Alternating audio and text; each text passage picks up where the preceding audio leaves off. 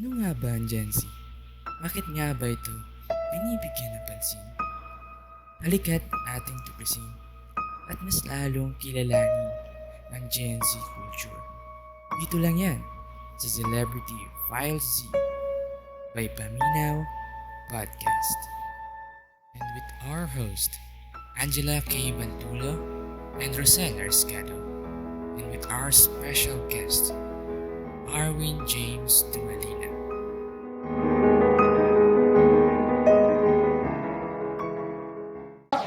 Okay, good afternoon everyone. So welcome to our new episode of Paminaw Podcast, our Celebrity File Z. So partner, karon na hapon, grabe na jud ang issue, di ba? Like, pila na ba ka partner? 20 no gyud. Ay, Pila ka? Isa lang ka partner actually. Isa lang yun ka. Pero, Sorry. pila na imong edad? What I mean, pila na imong edad? 20 na gani ko partner. Okay, 20. Ako po partner Mga mag 20, tiguang which mo. is kita jud partner, part jud ta sa Gen Z. Ang ginatawag na Generation Z, which is very known man siya, no, pero when in terms pag magstorya sila ani nganong ang take nila sa ato which is negative. As ako mangutana pud kung nganong negative lang ilang makita sa ato na kita ano man pud ta, di ba, kanang social media active. Yeah. But also sa atong generation makita nila na ang atoang generation kay prone sa depression, anxiety, which is dili man siguro tanan pero murag ilahang giano into collective way. Para sa imong partner, unsa imong perspective ana na ano? Kay di ba partner na kaano matatong di ba may bago nga issue karon Yes. ana abot sa mga depression. Ano ko sa akong mama kay nganong kailangan daw ang mga generation karon kailangan daw magpakamatay like Yes. sensitive na daw kaayo dili daw pareha sila dati kay maano po ko partner nganong gina-compare gid daw nila. Yes, that's ano jud one pod na reason kanang comparison between us to Og sa them, generation which pod nila. is also imbis na tabangan ta nila to cope up with that, murag mas gina-burden di ba ta nila? Yes. Which is wala gid na ta ginalahat ang parents, but also kung kinsa man ang nagapaminaw na makarelate sa ato ang topic for today, unta no paminaw ninyo ang amuang Paminaw Podcast. First of all gyud, maskin kami gusto na mo madunggan unsa ang sentiments sa mga inani na bagay, di ba partner? Kung unsa man jud ang take pod sa other tao ani, kung unsang effect sa ilahang ginatake nila as collective nga ingani ang generation na to as negative, which is siguro behind man ana na ay beautiful pod na effect ang atong pagiging Gen Z. Bukod sa gwapata, gwapo, nindot manamit. Yes, pod mga na siya aesthetic na jud karon ang mga effect Gen pod na Z. siya sa Gen Z. Kay ang ato ang culture, ang ato ang fashion, daghan nag-discovery dili lang di ba sa social media na to makuha, but also makita na to nga naga-evolve gyud ang mga ang tawag ana mga kanang at ang part bitaw ana na generation. So karon before that naatay gi-invite na guest partner. Excited na ba ka? Yes, excited na O ako. ako pod excited pod ko kay daghan jud tag makat-una ni aning episode. So labi na sa mga tao na ay daghang ginapag-agian like us, di ba, as a college student and also a part of our generation, no? Kini na lessons or kini na panag-istorya dili lang sa pagchika-chika, but also kung imuhang sumatutalo na agad kay makuha na lesson, na kay makuha na learnings nga inani jud ang atong generation, how beautiful our generation nganong na abot ta ni ining panahon nga maski unsa kagrabe ang pagsubok, trials na maabot gyud sa ato kay nganong naga-stand out Japon nga ang Yes, Gen Z ing ani. So let us welcome no our guest. Before ana kini siya nag-guest kay also a AB Sociology student of Mindanao State University here in Jensen, and also our Undersecretary of College of Social Science and Humanities here also in MSU Jensen. So, partner, excited na ba ka? Yes, excited na kay ko. So, karon para mabalan, let's dig deeper gyud sa unsa man gyud ning Gen Z. So, let's all welcome Mr. Arwin James Dumalina. Wow. So, naato diri bisita karon which is si Kuya or James. si Mr. Arwin James Dumalina. So, about sa imong intake ani nakadungog naman siguro ka sa unsa jud ning Gen Z, di ba? Isa lang partner. Kamusta sa daw nato siya? Okay. Bago ta Excited man gud ko partner kay Excited gid kay partner. Oo, syempre kay part gud ti taani na ano, di ba? Yes, pati man pud ako. Ang viewers mga ano din ha, excited Yes. na pud na sila maminaw kay makakat-on jud na sila another lesson sa another stories in life sa usa ka tao. Okay, sige partner, imuha na jud. Oh, sige. So, naadiri karon si Mr. Arwin. Kamusta sa daw nato siya no bago nato siya pangutanon sa atong mga about anayang nanuhan sa Gen Z. So, kamusta man ka, kuya? Well, in line with my life karon, nag-undergo ko sa anxiety na kaugaka kay siya. Pero I'm fine naman. Yes. Basta mga college student Yes. gyud, mga Yes. dira lagi naman ang mga stress, mga depressed pero kayanon lang gid nato siya, guys. Maano lang gid nato na siya. So, we bring him here no para dili para i-judge ang usag-usa, but para makakatunta sa life ni Kuya Arwin kung unsa man ang iyahang take sa mga issues ni ini no. Para dili lang pud negative side ang atong madungan but also to balance kung unsa man jud ang Gen Z generation na to karon, which is naapod siya beautiful things, although usahay makover na siya og negative but also naagyoy beauty inside that.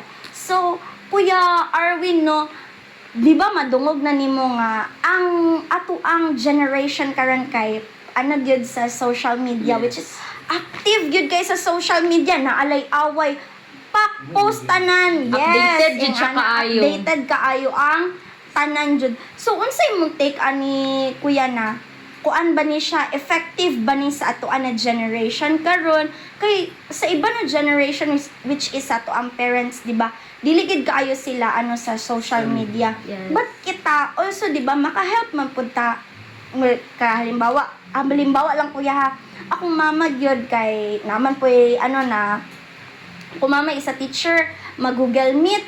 Also, mag-help pud ko sa iya kay dili man siya kabaluon saon pag ano.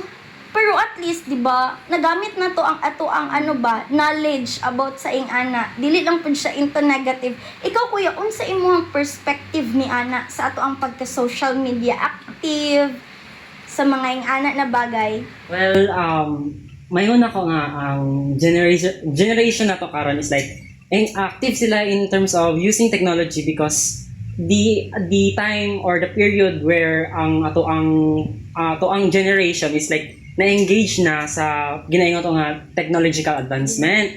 And then maingon na to nga kanang as an individual na sige gamit og ka ng social media, sige ka nang ingon nga engaging ko sa ingan nga bagay. I mean, may part sa to nga kanang nagapangita gud something missing sa tong life kay as a person na kanang exploring the world man gid ang ato ang point of view aning technological advancement kay ikaw pa mismo sa pag-abot nimo sa kalibutan mo ingon ka nga nagunsa ko diri unsa akong purpose mangutana jud ko sa imong sarili. Tapos niabot ni mga new technology like ang smartphone, ang laptop and all na technology and internet. Ato ang generation ang mas na-expose sa nga bagay. So ako maingon lang is like okay man siya. Though na-part nga kanang negatively makita sa ubang tao nga ni siya kay tungod lagi gabi ang posting sa social media. Though dili na siya mali. Kay ang tan-aw sa ubang tao man good like daghan siya gina-post toxic kayo kay dili daw siya relevant sa panahon karon nga na. Ang ako alang is akong take sa inga nga bagay is be responsible lang gid mga mga kasing nato nga Yes. Also pud kuya no kanang ginaingon nila na before you click you should think first. Yes. Also kuya no unsa imo ma-provide na brief overview sa Generation Z ug also sa i-relate na to siya sa cultural aspects or characteristics unsa imong pag-define sa Generation Z? Well, kung i-define mo ang Generation Z karon, ako maingon lang kay kani sila tong kani nga generation ang mga emotional driven na generation kay maingon nimo may iba nga say na to og age or year level or unsa ba diya nga status sa ilang current na events karon sa ilang life is like impulsive. Ang iba is like hindi na maki-engage kay ka-feel sila nga burden para silang feeling nga di sila gusto ka ng samok nga na like I don't think na bagay ko sa nga bagay. Daghan pud sila insecurities, daghan pud daghan pud mga questions in life nga nganong ako, nganong kinahanglan ako ni siya i-experience. May mga ingana nga tao nga naga-question sila ang purposes gid nganong naa sila sa ingani nga sitwasyon. And those this generation, those person behind this generation is like maingon ako nga emotionally driven sila because di lang sa pagka-impulsive nila, di lang po sa ilang di po nila kaya i-control ang emotion kay we all are the age bracket of Generation Z is from 1999 to 2012. Yes. So ang age nila karon is around mga same age na to. Yes, Or around mga 20 mga 20s na. 20s na yun, usually. Ang ako lang is like, motto. Define na ako sila nga kanang emotionally driven and at the same point, ang ilang culture is like more of naka-based din siya technological sa perspective sa society kay dili tanan Generation Z is like expressive kumbaga. Yes. Kay kung mag-express lang man sila, it's limited.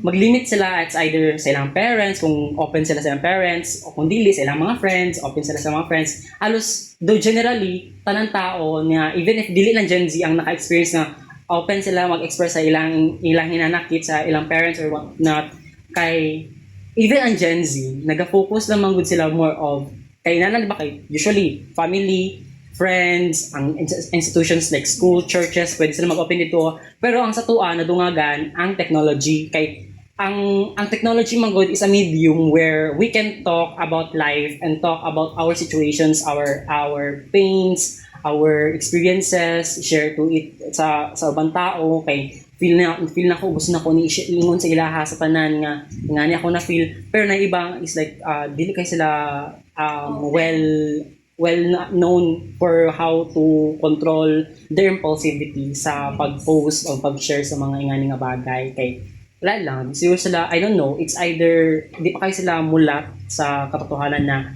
dili tanan tao makatake sa ilahang insights. So, aside sa kanang, di ba, ano man ta sa technology karon ko yan, no? Karon, di ba nga, generation is about sa kanang mga gender like acceptance, di ba, sa sa society kay di ba dati ang gender is female na mag-female. Nya karon kay nadungaga naman jud na anay mga like inanagod mga gay, mga LGBT. Tapos like unsa imong maingon ana kay dati unsa tawagan na karang karon daghan na kayog mga issue nga about na lalaki ka so dapat ang imong role is maglalaki pod ka. Dili ka pwede magsuot nga kanang unsa imong gusto. Oo kay tungod lagi anang society lagi kanang mga judge na Yes. daghan na kayog ano sa inyo. So unsa imong With regard po sa ingana at least karon arang-arang siya, may mapansin ako, social media is open for those who want to express their identity, who wants to represent their what they want to express themselves. Like ano mang gud ang gusto sa tao jud. Ang gusto man gid nato is like to be represented.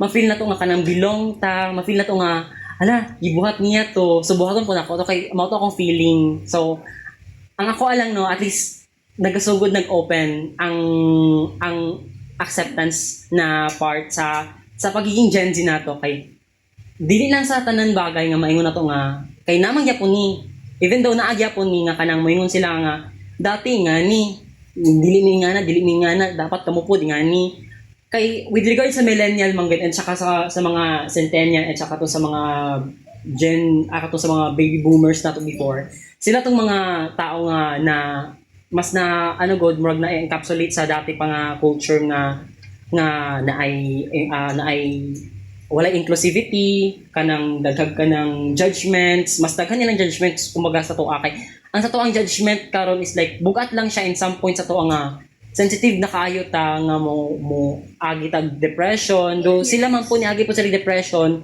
ang atuwa is like sensitive na kaayo ta, pero that's not a bad thing na may nga sensitive ta kay at least we express ourselves. Kaya ang iba manggod dati, dili gid sila ka-express. So ang akong take on is like okay na siya. Mas maingon ako nga open na ta. And more pag mas ma-further mo dugay pa ni, mas I think mo open pa gini siya. Pero kung within sa gender ha, naagya po yung mga countries manggod na mo ingon nga bawal ni sa ilaha kay. Ang think nila ani is like sa psychology manggod, ang ginaingon nila pag once sa mayon ka nga homosexual, it's an illness, mental illness, kumbaga mo na ingon nila. And ang ginabuhatan nila is like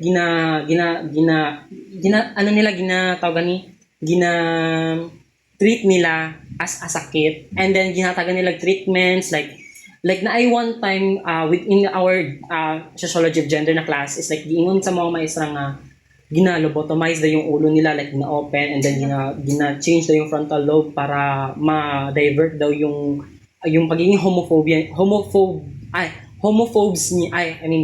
homosexual niya into straight daw. Pero ang result daw ato is like ang result daw ato is like maging ma-paralyzed god, like do na rewire ang iyahang brain, pero ang effect ato niya is like nanggulay kay kisa ba na may dili malataan na iba kay brain na guna nimo. And then sa iba is like man good nga na gina siya mo nang pud sa iba nga take. Ang ako lang is like nganong kinahanglan siyang ingatuhon nga it's their way of expression man good na mo ni akong for example kay I'm a gay person pod, a gay male person. I could say nga magkagusto kog lalaki kay tungod may attraction sa lalaki. Ana lang. And dili man siya as nga kanang kinahanglan i-question nga nganong sa lalaki man jud. Kay it's not their business para makaingon kung kinsa dapat akong gustuhon. It's my own business na maingon ko nga gusto na ko siya. Kaya lang nakoy ma-feel sa iyaha nga infatuation para sa iyaha lang. Nga na lang god. Kay why do people judge na this gendered person is like ingani imoingon siya nga nganong kinahanglan mo magbago kay mao ni ginaingon sa society, mao ni ginaingon sa imo, unsa na lang ingon sa imong kapitbahay, unsa na lang ingon sa imong mga kamag-anak. Why maghilabot sila sa imong gusto nga na good. And sa ko alang though open naman gid ang social media, pero nagyapon tong part na close-minded ang ibang tao.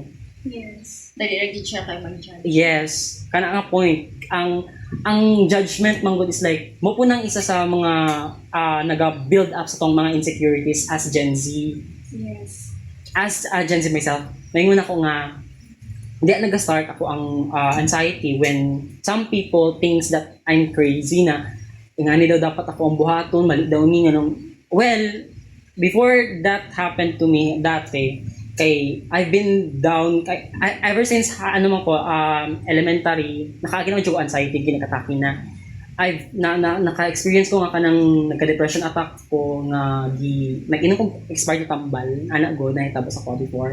And then may side effect siya at honestly, pero karon hinahinay naman ko kanang recover. Though naamong gyapon ang panic attacks at some point, pero ang ako lang sa kanang iyahang effect god, like nganon dili man ta madawat nga na ang ako ang point na dapat ang ginaingon sa mga tao is like accept ba, like why would you judge people na pili naman to nila. So mo na to. So, luoy gid karon ng mga partner no, like mga uban tao nga imbis na gusto nila express pero mas mahadlok gid sila kay Yes. sa Yes. judge nga Nay- maanahan oo. sa ila. Also, murag, ang society na ang nag-build sa ila nga dapat in-ani ka magbarog, in-ani ka manamit, in-ani dapat imuhang perspective as a tao.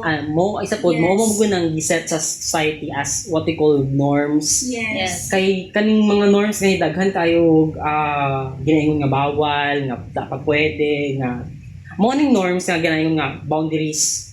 Nga mo ingon sa imo dili lang dapat ka kay ngani ka. Dili lang dapat ka kay na kay ngani. Kana isa po na siya sa issue sa mga Gen Z. Kay dili sila ka-open sa ilang true self pag once na ay barrier na naga-prevent sa ilang nga mag-open up. It's their point of view manggod kung silang sarili nga life kay as a person na may ingana nga issue before sa akong parents, like ginakaron ginatry na akong open sa ilang nga and slowly kay di man gid sila totally maka take good dayon sa mga issues with regard sa ingani nga moingon ta nga ma ingani ko ingana ako dili ko ninyo dapat i-judge kay this is what I choose. Yes. This is what mo ni akong gipili para sa akong sarili kay kabulo ko dili ko mas malipay. And isa pa, when we say nga ka ng representation at saka our ability to be what we want or the ability to decide kung kinsa ato ang gustohon, choice na to. It's ours, not theirs. Yes. Nganong sila man ang magpili para sa to? I mean, okay lang man na sila magpili kay with their guidance, with their experiences. Pero unta, ang ilang ihatag lang sa to is like, i-open na nila nga, basi may ngani ka, slowly, be sensitive lang gid na, may unta nga, nak, basi ingani, kabulo ka nga, dagay kay mga ingani sa society nato, nga, moingon nga, mali ka. Dili ko mali. Dili ta mali. Kaya I know, nasa to ang part is like, why would they consider Gen Z or mga gay Gen Z or mga other, may nila nga deviant na kuno. You know deviant? Ang deviant is like itong mga nag-separate or mga nagliko. Kumbaga, mo na sa itong mga mga for example, mga nagabuhat og crime, nagabuhat og mga nag-rape, padira nga crimes. With regard sa ingana, maingon ako nga deviant sila in some point nga dili man dapat sila i-judge kumbaga nga ingan nila ilang gibuhat kay it's a psychological, emotional and economical na na issue within themselves kay naiban nga nagpatay kay tungod naa sila gustong i-prove nga ay nagsugo sila para ma-sustain ang ilang needs nga na good na mga reasons behind that. So hindi na ko siya gusto i-disclose na nga kanang mamamatay tao siya kay tungod na siya patay nga tao lang. Wala kakabulo sa yung reason behind that. Nga lang good. Kay, within sa our generation, daghan gid ang mga in a depressive state gid. Mo lang ako maingon. And in terms po sa mga parents na moingon nga, dati, ingani po ko, pero unta, i-consider po to nila nga, that's their choice. Yes. Pero mo ba tanong sa problema sa kanang mga parents no kay nag-ibang parents nga close-minded Yes. gid. Nga imbis na sa ilaha ka nga mas madungagan gid Mas imo ilaha kang i-judge. Yes. Mag sa ila una magikan bago ang ba. Well, that's painful much more pag once ang kay ma-take man nila nga ingani ilang tanaw sila so ma-judge mas mag-build up siya into insecurities gid sa mga Gen Zs na to. But do you think na ang tungod na sa barrier na siguro kay bilang taani na Gen Z kuya, tungod bilang taani na generation and sila bilang anak na generation, well, ginatry ta nila og fit sa unsa man ang ilahang nakaano, di ba? Right, murag kanang unsa tawag ana kung unsa ba ang term na murag ginatry good na dapat in-ani mo kay in-ani ni sa una, which is dili naman jud nato mabalik ang Iparehas sa una. gyud sa ilaha. Dapat mag-focus na lang ta kung unsa man gyud ang ika-better sa atong future, right? Tapos kung halimbawa naagid na kanang sa family, which is dili gid na maiwasan, na kung unsa gid tong nasugdan sa imong family, dapat in-ato ka. Consistent lang. Yes, which is ikaw sa imong generation kay open na kaya tong generation kanang daghan na ka ng wide na ang knowledge sa mga ano kay is also sa technology. Balik Japon ta sa technology, right?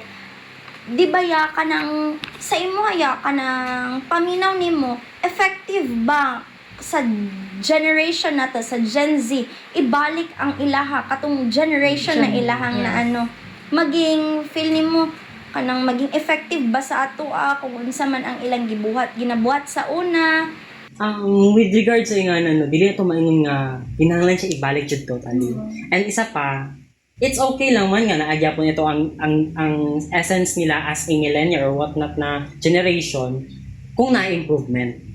Kay mas importante gyapon ang improvement. Yes. Kay moingon ta dili mo develop ang isa ka bagay pag once walay improvement, walay evaluation na moingon nga ay nice yang improvement. Kay more and more maingon na to nga ang improvement maula na ang naga-sustain sa tua kung unsa tong mga points sa tuang life nga gingon nila nga mali, gingon nila nga dapat ingani daw, dapat ingana. Kay dili man na totally makuha gid sila, makuha gid dayon kay ang ilaha man good is like mao na to natabo sa ilaha. Ang sa tuwa is like mahitabo pa lang sa tuwa, pero dapat na i-change. Diyan nagtatapos ang ating unang episode ng Celebrity File Z. Huwag kang mag-alala kung ikaw ay nabitin. Meron pa tayong episode 2. Stay tuned for more episode. Ang iba pang mga hinaing ng mga Gen Z. Huwag kalimutan to like and follow our podcast on Spotify and our page, Paminaw Podcast. Also, don't forget to hit the like and share button, pati na din ang notification bell para updated ka sa mga bagong episode. Once again, dito lang yan sa Paminaw Podcast. Peace out. Uy, loko sa ganga to.